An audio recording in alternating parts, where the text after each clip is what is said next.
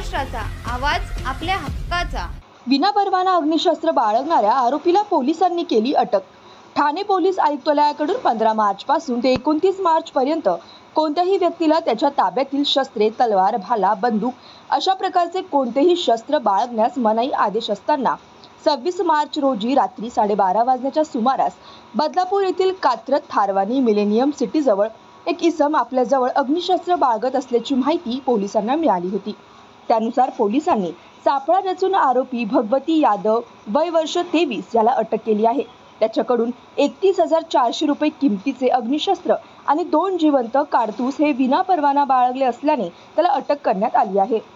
तुमच्या परिसरातील काही घडामोडी किंवा समस्या असतील तर आमच्या वृत्तवाहिनीला संपर्क करा आणि तसेच सतत अपडेट राहण्यासाठी आमच्या वृत्तवाहिनीला सबस्क्राइब करा आणि बेल आयकॉन दाबायला विसरू नका।